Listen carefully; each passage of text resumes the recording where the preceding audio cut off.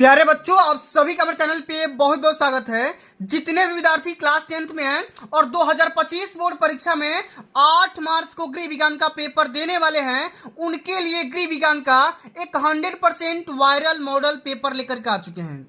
और बच्चों, इस वीडियो के माध्यम से मैं आप सभी को इस पूरे वायरल मॉडल पेपर का A to Z full solution बताने वाला हूं। साथ में बहुत सारे साथी हमसे ये कमेंट करके पूछते हैं कि सर आप मेरे को ये बता दो कि इस क्लास का PDF कहां से मिलेगा, कैसे मिलेगा। तो मेरे प्यारे बच्चों, आज के इस वीडियो के माध्यम से मैं आप सभी को इस पूरे वायरल पेपर का सोल्यूशन तो बताऊंगा ही, साथ में इसका PDF भी फ्री में देने वाला हूं। और PDF कहां से मिलेगा, कैसे मिलेगा, इसका आंसर वीडियो के एंड में बता दूंगा। इसके लिए आप लोग परेशान मत होना। आइए बच्चों, बिना टाइम को वेस्ट के सेशन की शुरुआत करते हैं। और बिल्कुल 8 मार्च को इसी प्रकार का पेपर आपको एग्जाम हॉल में देखने को मिल जाएगा। बस केवल आप लोग पेपर कोड याद कर सकते हैं, 825 ई करके दिया गया है। जैसे ही पेपर मिलेगा आपके हाथों में, सबसे पहले मेरे प्यारे बच्चों को क्या करना है, अपने एडमिट कार्ड से मैच करा करके अपना यहाँ पे अनुक्रमांक और अपना यहाँ पे नाम वगैरह फिलअप कर लेना। इस पूरे पेपर को हल करने के लिए आपके पास टोटल टाइमिंग होता है 3 घंटे 15 मिनट। 70 नंबर का पूर्णांक होता है। क्लास 10th के बच्चों का ये गृह विज्ञान का पेपर है। और ये जो पेपर है भैया, ये 2 खंडों में बटा हुआ है। तो आज के इस वीडियो के माध्यम से मैं आप सभी को खंड अ तो कराऊंगा ही, साथ में मैं आप सभी को खंड ब का सलूशन पूरा डिटेल में समझाने वाला हूं। परेशान मत होना, 70 में 70 आपका पक्का हो जाएगा अगर आप ये वीडियो अंत तक देख लेते हो तो। ठीक है, सबसे पहले नोट लिखा गया है कि प्रारंभ के 15 मिनट परीक्षार्थियों को प्रश्न पत्र पढ़ने के लिए निर्धारित है। यानी कि 3 घंटे 15 मिनट में जो आपका शुरुआत में 15 मिनट मिल रहा है, इसमें पूरे पेपर को ध्यान से आपको पढ़ लेना है। सभी क्वेश्चन हल करना अनिवार्य है, एक भी क्वेश्चन को छोड़ना नहीं है। ठीक ना, सारे क्वेश्चन को आपको अटेंड करना है, चाहे वो आ रहा है चाहे नहीं आ रहा है। ठीक है, ये जो भैया पेपर होगा 2 खंड में होगा, खंड अ और खंड ब। ठीक है, खंड अ में 20 अंक के 20 बहुविकल्पी क्वेश्चन पूछे जाएंगे, जिनको OMR हल करना होगा। और OMR को भरने के लिए इरेजर या व्हाइटनर का इस्तेमाल नहीं करना है, बल्कि आपको ब्लू या ब्लैक पेन का इस्तेमाल करना है। आइए बच्चों, हर एक सेक्शन को आराम से समझते हैं। यहाँ पे सबसे पहला क्वेश्चन पूछा गया है कि कार्बोहाइड्रेट का स्रोत क्या है, दाल, चीनी, दूध या संतरा। तो इसका राइट आंसर क्या होगा, कमेंट में भी आप बता सकते हो। तो कार्बोहाइड्रेट किसमें ज्यादा मात्रा में पाया जाता है, ये आपको बताना है। तो दूध में ज्यादा मात्रा में पाया जाता है। पहला के यहाँ पे सी ऑप्शन राइट आंसर हो जाएगा। अब इसको MR में बढ़िया सबको भर लेना है। ठीक है, अगला क्वेश्चन बोल रहा है कि रक्त की शुद्धि किस अंग से होती है, माने ब्लड का प्यूरिफिकेशन कौन करता है, आपको ये बताना है। हृदय, त्वचा, वृक्क या फेफड़ा। तो मेरे प्यारे बच्चों, अगर हम बात करेंगे ब्लड के, तो ब्लड का जो शुद्धिकरण करता है, प्यूरिफिकेशन करता है, वो करता है किडनी। कौन करता है, किडनी। मतलब कि वृक्क का काम होता है ब्लड का प्यूरिफिकेशन करना। तीसरा ऑप्शन यहाँ पे राइट आंसर हो जाएगा। आगे देखते हैं, मच्छरों के द्वारा कौन सा रोग फैलता है, हैजा, तपेदिक, डायरिया या डेंगू। तो मच्छर के काटने से कौन सा रोग हो जाता है, तो हो जाता है भैया मलेरिया या डेंगू नामक रोग हो जाता है। यहाँ पे डी ऑप्शन राइट आंसर हो जाएगा। सारे क्वेश्चन को आराम से समझेंगे, पूरा वीडियो एंड तक देख लेते हैं। तो आज के इस वीडियो के माध्यम से 70 में 70 नंबर पक्का हो जाएगा, पूरा सोल्यूशन बताऊंगा। ठीक है, चलो चौथा क्वेश्चन बोल रहा है कि मांसपेशियां की मजबूती किस तत्व के कारण होती है, लौह तत्व, प्रोटीन, सोडियम या कार्बोहाइड्रेट। तो भैया मांसपेशियां जो होती है ना, वो प्रोटीन के कारण मजबूत होती है। सेकेंड ऑप्शन इसको आपको याद करना है। ठीक ना, कई बार पेपर में पूछा जा चुका है। अगला क्वेश्चन बोल रहा है कि मानव शरीर में फेफड़ों की संख्या होती है 1, 2, 4 या 5, कितना होता है। तो मानव शरीर में कितने फेफड़े, 2 फेफड़े होते हैं। सेकेंड ऑप्शन इसका राइट आंसर हो जाएगा। ठीक है, चलो अगला क्वेश्चन बोल रहा है कि उपहार चेक की धनराशि कितनी होती है। कई बार पेपर में पूछा जा चुका है, very very most important question है। ठीक है, 10 रुपया, 20 रुपया, 51 रुपया या 25 रुपया। तो उपहार के तौर पे आप कितने धनराशि देते हो, तो भैया 51 रुपया दे सकते हैं, 101 रुपया दे सकते हैं, 151 दे सकते हैं। इस प्रकार की धनराशि हम लोग देते हैं। ठीक है, चलो अगला क्वेश्चन बोल रहा है कि अशुद्ध जल से कौन सा रोग होता है, बताओ, हैजा, चेचक, मलेरिया या तपेदिक। तो अशुद्ध जल के सेवन से कौन सा रोग हो जाएगा, तो तो मेरे प्यारे बच्चों क्या हो जाएगा, ये हैजा नामक रोग हो जाता है। क्या हो जाता है, हैजा नामक रोग हो जाता है। ठीक है, अगला क्वेश्चन बोल रहा है कि सब्जियों को धोना चाहिए। सब्जियों को कब धोना चाहिए बताओ, काटने के बाद, छीलने के बाद, छीलने से पहले, या इनमें से कोई नहीं। तो मेरे प्यारे बच्चों सब्जी को काटने या छीलने के पहले धुलना चाहिए, ताकि उसमें जो भी आपका पोषक तत्व है वो नष्ट ना हो जाए। ठीक है ना, तो तीसरा ऑप्शन इसका क्या हो जाएगा, राइट आंसर हो जाएगा। आगे देख लेते हैं, अगला क्वेश्चन बोल रहा है कि जल को कीटाणु रहित करने के लिए कौन सा गैस प्रयोग किया जाता है, नाइट्रोजन, क्लोरीन, हाइड्रोजन या कार्बन डाइऑक्साइड। तो जल को कीटाणु रहित करने के लिए क्लोरीन, क्या क्लोरीन नामक गैस का इस्तेमाल किया जाता है। माने जल में जो भी जीवाणु होते हैं, कीटाणु होते हैं, उनको मारने के लिए क्लोरीन नामक गैस का इस्तेमाल किया जाता है। आगे बात समझ में, चलो आगे देखते हैं कि नाड़ी की गति प्रति मिनट होती है 72 से 80 बार। एक मिनट में कितना बार धड़कता है, 80 से 90 बार, 90 से 100 बार, या 100 से लेकर के 120 बार।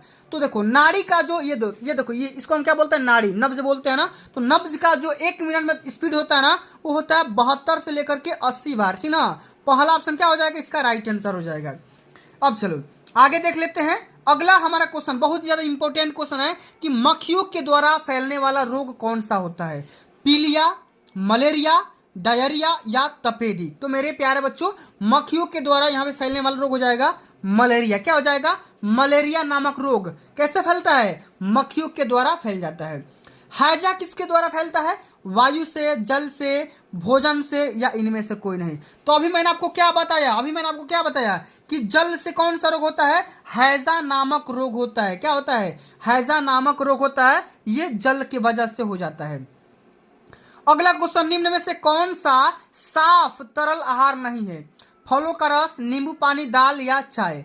तो देखो साफ तरल आहार क्या नहीं है, तो ये हो जाएगा फलों का रस। क्या हो जाएगा, फलों का रस हो जाएगा। ठीक है ना, चलो ठीक है, फलों का रस, नींबू पानी, चाय और इसमें दाल। ठीक है, तो यहाँ पे बोला गया साफ तरल आहार नहीं है, तो भैया ये फलों का रस नहीं लगाओगे, ये दाल को लगा लेना। ठीक ना, सॉरी यहाँ पे पहला नहीं होकर के यहाँ पे क्या हो जाएगा, तीसरा यहाँ पे राइट आंसर हो जाएगा। ठीक है, क्योंकि ये साफ तरल आहार नहीं होता है दाल। आगे देख लेंगे 5 लीटर दूध का दाम 220 रुपया है, तो 1 लीटर दूध का दाम कितना होगा। अब इस क्वेश्चन को कैसे सॉल्व करेंगे, देखो तो हम यहाँ पे लिख देंगे 5 लीटर दूध का दाम कितना है, 220 रुपया। आपको क्या करना है, 1 लीटर दूध का दाम निकालना है, तो क्या करोगे, 220/5 कर दोगे, यानी कि कितना आ जाएगा, 5 के 20, 5 के 20, यानी कि 44 रुपया प्रति लीटर निकल करके आ जाएगा। ठीक ना, कितना हो जाएगा, 44 रुपया प्रति लीटर निकल करके आ जाएगा। तीसरा ऑप्शन यहाँ पे बिल्कुल राइट आंसर हो जाएगा। आगे देखते हैं, मोच का क्या लक्षण होता है, दर्द, मांसपेशिया में खिंचाव, सूजन या इनमें से सभी। तो इनमें से सभी इस क्वेश्चन का राइट आंसर हो जाएगा, क्योंकि ये सभी मोच के लक्षण होते हैं। ठीक है ना, अगर हड्डियां क्रैक हो जाती है, टूट जाती है, भंजन हो जाता है, मोच हो जाता है, तो क्या होता है, दर्द भी होता है, सूजन मतलब फूल जाता है, मांसपेशिया में खिंचाव हो जाता है। ठीक ना, चलो आगे देख लेते हैं, पारिवारिक बजट बनाने का क्या उद्देश्य होता है, बचत करना, वित्तीय स्थिरता करना, व्यय पे कंट्रोल मतलब नियंत्रण करना, या इनमें से सभी। तो इनमें से सभी क्या हो जाएगा, राइट आंसर हो जाएगा।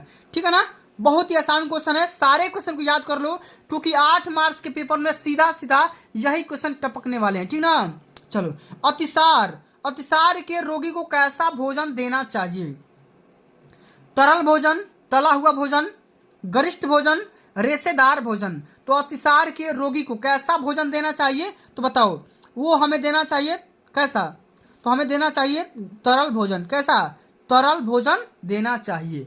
ठीक है ना, चलो अगला हमारा क्वेश्चन बोल रहा है कि शरीर का तापमान नापने के लिए प्रयोग किया जाता है, थर्मामीटर, लैक्टोमीटर, हाइड्रोमीटर या बैरोमीटर। तो बॉडी का टेम्परेचर नापने के लिए हम थर्मामीटर का इस्तेमाल करते हैं ना, तो पहला ऑप्शन क्या हो जाएगा, यहाँ पे राइट आंसर हो जाएगा। चलो अब आगे बढ़ जाते हैं, अगला हमारा क्वेश्चन क्या पूछा गया है, जरा ध्यान से समझो मेरे भाई। ठीक ना, चलो डबल रोटी व बिस्किट बनाने की विधि क्या कहलाती है, ग्रिलिंग, रोस्टिंग, बेकिंग या टोस्टिंग। तो डबल रोटी या बिस्कुट बनाने की जो विधि होती है ना, उसको हम बेकिंग बोलते हैं। क्या बोलते हैं, बेकिंग बोलते हैं। तीसरा ऑप्शन यहाँ पे राइट आंसर हो जाएगा। ठीक है, चलो। मोच आने पर प्रयोग करते हैं डेटॉल, आयोडेक्स, सेवलान या क्रीम कोल्ड। तो अगर हड्डियां में आपस में क्रैक हो जाती है, मोच आ जाता है, ठीक ना, टूट जाती है, तो दर्द हो जाता है ना, तो दर्द से राहत के लिए हम आयोडेक्स का इस्तेमाल करते हैं। किसका? आयोडेक्स का इस्तेमाल करते हैं। सेकेंड ऑप्शन यहाँ पे बिल्कुल करेक्ट आंसर हो जाएगा। तो मेरे प्यारे बच्चों, मैंने आप सभी को पूरा बहुविकल्पी करवा दिया। अब चलो आगे हम बात कर लेते हैं खंडवा। अब देखो, ये जो खंडवा है ना, ये 50 नंबर का पूछा जाता है। तो सबसे पहले इसमें देखो लघु उत्तरीय मतलब अति लघु उत्तरीय, फिर यहाँ पे देखो लघु उत्तरीय, और फिर यहाँ पे दीर्घ उत्तरीय, तमाम प्रकार के क्वेश्चन पूछे जाते हैं। तो हम आज की इस वीडियो के माध्यम से पूरा सॉल्यूशन बताऊंगा, परेशान मत होना, ठीक ना। देखो 21 से लेकर के 34 तक सारे क्वेश्चन को निपटारा करेंगे, आराम आराम से करेंगे। अब देखो प्रश्न संख्या 21 से लेकर के 26 तक अति लघु उत्तरीय पूछे गए हैं। प्रत्येक प्रश्न का आंसरिंग आपको 25 शब्द के अंदर करना है। सबसे 21 नंबर पहला क्वेश्चन क्या बोल रहा है कि जल प्रदूषण के क्या कारण है। ये क्वेश्चन 2 नंबर का पूछा गया है। अब इसका आंसरिंग कैसे करोगे, तो देखो सारा मैं क्वेश्चन यहाँ पे लिख लिया हूं, और पूरा यहीं पे देखो, पूरा क्वेश्चन यहाँ पे देखो, देख लो ना पूरा बढ़िया से। जल प्रदूषण क्या कारण होता है, किसके वजह से होता है, खंड ब का सॉल्यूशन है, आराम से देखो। तो भैया इसका आंसर कैसे करोगे, एकदम सटीक भाषा में करना है, तब जाकर के पूरे नंबर मिलेंगे। आराम से समझो। देखो इसमें लिखेंगे कि जल प्रदूषण के कारण बढ़ती हुई जनसंख्या के कारण दिन प्रतिदिन हो रहे औद्योगिकीकरण, ठीक ना, जल प्रदूषण के लिए सर्वाधिक उत्तरदायी माना जाता है। चमड़े कारखाने, चीनी एवं एल्कोहल के कारखाने, मिले एवं शहरों के बड़े नाले प्रमुख कारण है। देख रहे हो ना, और कागज जल प्रदूषण के प्रमुख कारण है। तो तमाम प्रकार के यहाँ पे रीजन मैंने बता दिया। ये तमाम प्रकार के रीजन आपको लिख देना है कि जल प्रदूषण के कौन कौन से कारण है। सबसे पहले तो जनसंख्या वृद्धि की वजह से हो रहा है। जब जनसंख्या वृद्धि होगा तो भैया कंपनी लगेंगी, जब कंपनियां लगेगी तो सामान जब आएगा तो सामान वेस्ट भी होगा, जब वेस्ट होगा तो नदी में, नलों में, शहरों में उसको फैलाएंगे तो हमारा क्या होगा, पानी दूषित हो जाएगा, प्रदूषित हो जाएगा। आराम से यहाँ पे लिख लोगे, पूरे यहाँ से 2 नंबर पा जाओगे। ठीक है ना। चलो आगे देखते हैं, आदर्श रसोई घर क्या होता है। ये क्वेश्चन 2 नंबर का पूछा गया है। इसमें लिखेंगे, आपको हेडिंग बनाना है आदर्श रसोई घर। हेडिंग बना लो बढ़िया से आराम से यहाँ पे। ठीक है, अब इसमें क्या लिखेंगे कि हर प्रकार के सुव्यवस्थित, सही आकार के, साफ सुथरे तथा प्रकाश एवं समान युक्त, ठीक ना, रसोई घर को आदर्श रसोई घर माना जाता है। मतलब कि जो चीजें चाहिए वो सारी चीजें अगर आप टाइम टू टाइम अवेलेबल है, बढ़िया से रखी जा सकती है, जिस घर में रखी जाती है उसी घर को क्या बोलते हैं, आइडियल किचन बोलते हैं। ठीक है ना। चलो अगला हमारा क्वेश्चन बोल रहा है कि रेखांकित चेक किसे कहते हैं। इसका परिभाषा कैसे लिखेंगे, हेडिंग लगा लो यहाँ पे, रेखांकित चेक। ठीक है ना। क्या लिखोगे कि बैंक के उस चेक को रेखांकित अथवा क्रॉस चेक कहा जाता है जिसमें चेक के बाईं ओर 2 समांतर रेखाएं खींची जाती है। मान लो ये चेक है, अब इसके बाएं साइड में यहाँ पे 2 यहाँ पे तिर्यक रेखाएं खींच दो। ठीक है ना। इसको क्या बोलेंगे, रेखांकित चेक बोलते हैं। इस चेक का नगद भुगतान नहीं किया जा सकता है। इस चेक के द्वारा किया गया लेन देन सुरक्षित माना जाता है। बढ़िया चेक होता है, रेखांकित चेक बोलो, अच्छा इसको क्रॉस चेक बोलो, बहुत ही सिंसेटिव चेक होता है और बहुत ही सेफ चेक होता है। आराम से 2 नंबर भी यहाँ से आपको मिल जाएगा। बढ़िया से यहाँ पे क्वेश्चन करो, देख रहे हो ना। इसी प्रकार से सारे क्वेश्चन यहाँ पे जितना यहाँ पे क्वेश्चन दिया गया ना, सब कुछ। अब देखो अगला क्वेश्चन है कि तापक्रम चार्ट बनाना क्यों आवश्यक है। ये क्वेश्चन 2 नंबर का पूछा गया है। अब देखो यहाँ पे मैंने क्वेश्चन लिख दिया कि तापक्रम चार्ट बनाना क्यों जरूरी होता है, क्यों आवश्यक होता है। इसका आंसर कैसे लिखोगे बताओ। लिखेंगे कि तापक्रम चार्ट बनाने से यह लाभ होता है कि चिकित्सक उसको देखकर आसानी से रोगी के स्वास्थ्य में परिवर्तन व रोगी की दशा आदि का उचित ज्ञान प्राप्त कर सकता है। तदनुसार दवा आदि में परिवर्तन भी वो कर सकता है। हम इसीलिए तापक्रम का चार्ट बनाते हैं ताकि रोगी का जो हेल्थ होता है, टाइम टू टाइम हमें ये पता चल जाता है कि रोगी कब किस अवस्था में है और उसको किस दवाई की ज़्यादा मात्रा में आवश्यकता है कि कम मात्रा में आवश्यकता है, कि दवा को परिवर्तन करने की आवश्यकता है कि नहीं है। ठीक ना। तमाम प्रकार की बातों का पता चल जाता है कब, जब आप चार्ट बना लेते हो, तब तालिका बना लेते हो तब। ठीक है ना। चलिए, और बार बार टेम्परेचर को सेंस करेंगे थर्मोमीटर के माध्यम से। 2 नंबर यहाँ से मिल जाएगा। अब अगला क्वेश्चन पूछा गया, जरा ध्यान से समझो कि वायु प्रदूषण के कारण लिखिए, कि मतलब कि वायु प्रदूषण किन किन वजह से हो रहा है।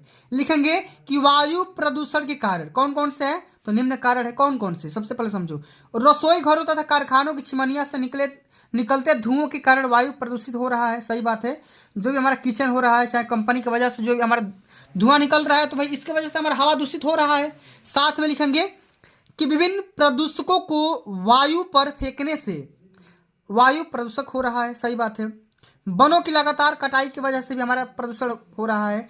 गाड़ियों के धुएं वायु प्रदूषण का मुख्य कारण बन रहा है। ठीक ना, तो तमाम प्रकार के रीजन लिख देंगे, 2 नंबर यहाँ से भी मिल जाएगा, कोई दिक्कत की बात नहीं है। ठीक है ना। अब चलो अगला क्वेश्चन देखो, बोल रहा है कि विषाक्त भोजन से आप क्या समझते हैं। अब इस क्वेश्चन का आंसर कैसे करोगे, देखो ध्यान से समझो, ठीक ना, एकदम बेहतरीन ढंग से।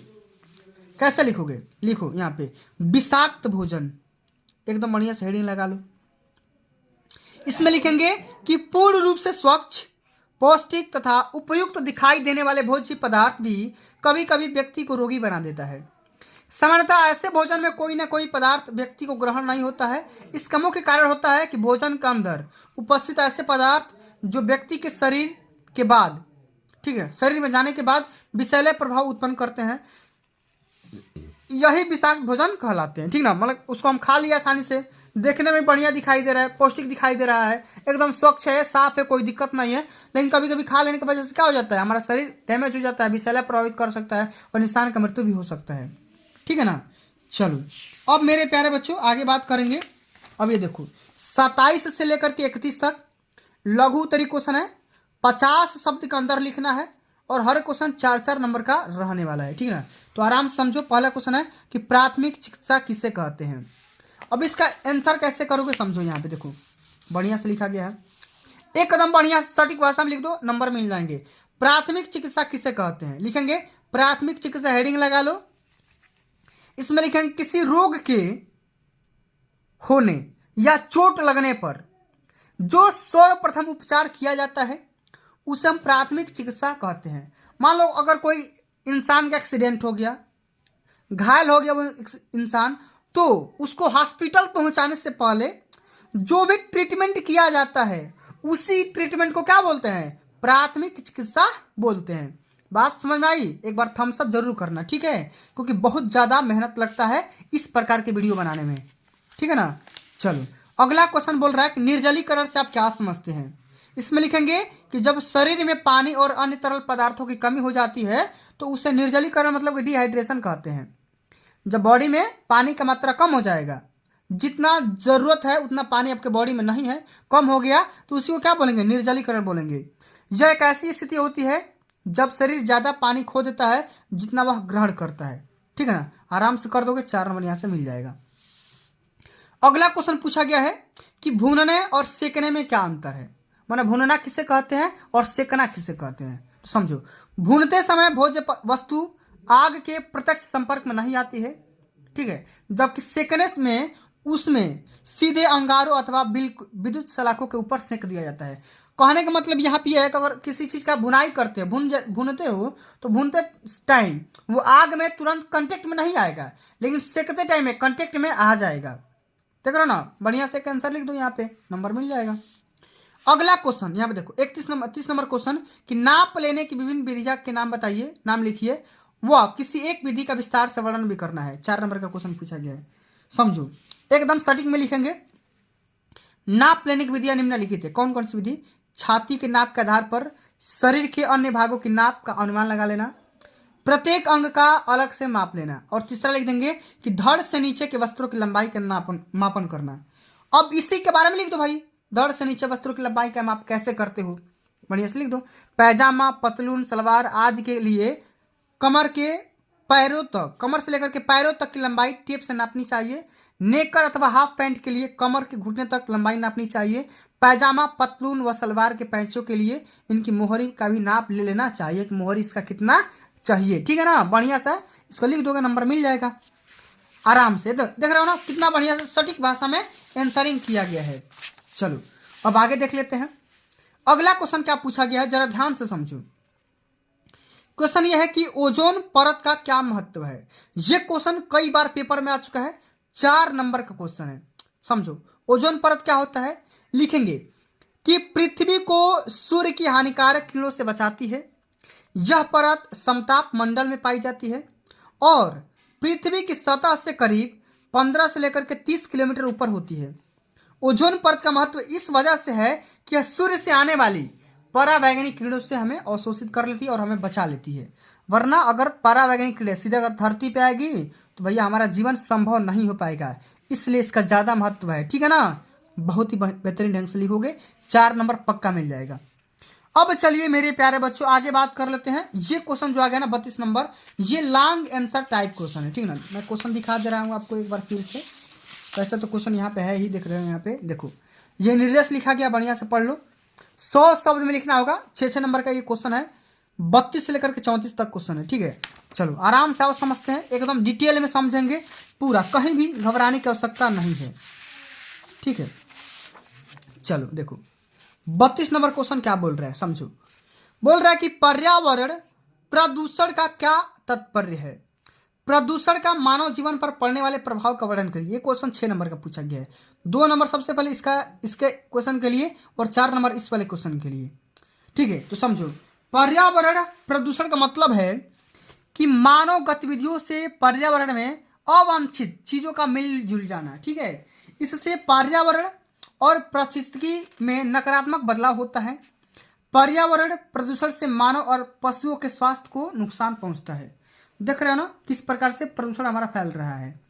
बढ़िया से परिभाषा इसका लिख दोगे। अब किस वजह से हमारा हो रहा है प्रदूषण, तो लिखो बढ़ती आबादी और शहरीकरण, औद्योगिकीकरण, जंगलों में आग लग जाने की वजह से, इमारतों का ध्वस्त हो जाने की वजह से, कचरे का अनुचित प्रबंधन की वजह से, उर्वरक व कीटनाशक के माध्यम से हमारा क्या हो रहा है, हमारा पर्यावरण दूषित हो रहा है, ठीक है। आराम से लिख दो।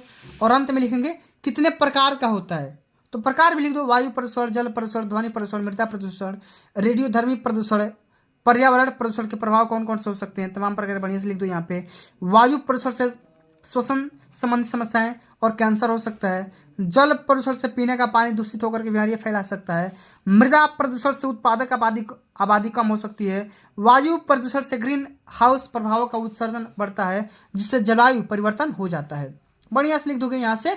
6 नंबर का है भाई, तो थोड़ा बढ़ा चढ़ा करके आपको बढ़िया से लिखना होगा, तभी जाकर के पूरे नंबर मिलेंगे, ठीक है ना। चलो अब अगला क्वेश्चन क्या है, जरा ध्यान से समझो। कह रहा क्वेश्चन कि भोजन पकाने के क्या उद्देश्य हैं और भोजन पकाते समय किन किन बातों को ध्यान में रखना चाहिए। ये क्वेश्चन 6 नंबर का है। 3 नंबर इस क्वेश्चन के लिए और 3 नंबर इस वाले क्वेश्चन के लिए, ठीक है। आओ भाई समझते हैं। इसमें लिखेंगे भोजन पकाने के मुख्य उद्देश्य निम्नलिखित है। कौन कौन से हैं, मानव क्षुधा पूर्ति के लिए, माने खाना अपने आत्मा को भरने के लिए, ठीक है, पेट को भरने के लिए। तत्कालीन भोज्य पदार्थों का प्राकृतिक रूप से ही उपयोग करता है। उसकी खोजी प्रवृत्ति ने उसे शिकार करने के लिए अस्त्रों, अग्नि तथा नाना प्रकार के भोज्य पदार्थों का ज्ञान प्राप्त कराया है। वह धीरे धीरे अग्नि का प्रयोग भोजन पकाने में करने लगा। आहार एवं पोषण विज्ञान के विकास एवं अध्ययन ने आधुनिक जीवन को या मानव को भोजन को पकाने के महत्व एवं इसकी वैज्ञानिक विधियों की उपयोगिता की शिक्षा दी है। तो भोजन हम किस लिए पकाते हैं, पता चल गया ना, ताकि बढ़िया से भोजन आसानी से पच सके, इसका पाचन हो सके, इस प्रकार से भोजन पकाते हैं। और इसका किस प्रकार से मॉडिफिकेशन किया गया, बढ़िया से मैंने बता दिया। अब इसका उद्देश्य क्या है, कौन कौन सा तरीका है, समझो। तो भोजन पदार्थों को सुपाच्य बनाना, ठीक है। और देखो आहार को अधिकाधिक स्वादिष्ट बनाना, आकर्षक बनाना, आहार को विविधता प्रदान करना, ठीक ना। खाद्य पदार्थों को कीटाणु रहित बनाना, आहार का संरक्षण करना, ये तमाम प्रकार के उद्देश्य हो गए, ठीक ना। और भोजन पकाते समय किन किन बातों को ध्यान में रखना चाहिए, तो मैंने आपको बता दिया कि भैया भोजन सही जगह पर रखिए, सही तरीके से उसको बढ़िया से परोसिए, ठीक ना। बढ़िया तरीके से खाना बनाइए, ठीक ना। कीटनाशक पानी का सही तरीके से इस्तेमाल करना है, ठीक ना। शुद्ध बर्तन का इस्तेमाल करना है, ठीक ना। बढ़िया सबको यहाँ पे जो भी बातें समझ में आ रही है आप बातें बना करके यहाँ पे लिख सकते हो। अब अंत में आ जाता है जो कि 34 नंबर क्वेश्चन होता है कि पारिवारिक बचत से आप क्या समझते हैं, ठीक है, और किन साधनों के द्वारा बचत को सुरक्षित रखा जा सकता है।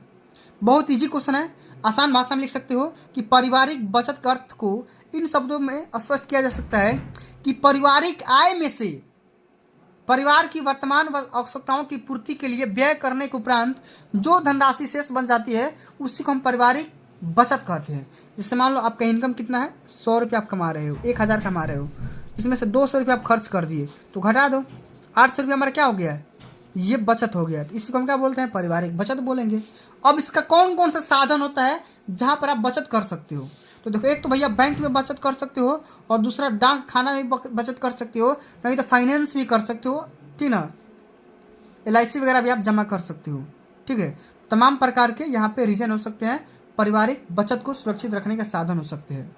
एकदम बढ़िया से आपको इसी तरीके से आपको पूरा पेपर तैयार करना है, और पूरा पेपर अगर आप देख लिए होंगे तो आपका 70 में 70 पक्का आ जाएगा।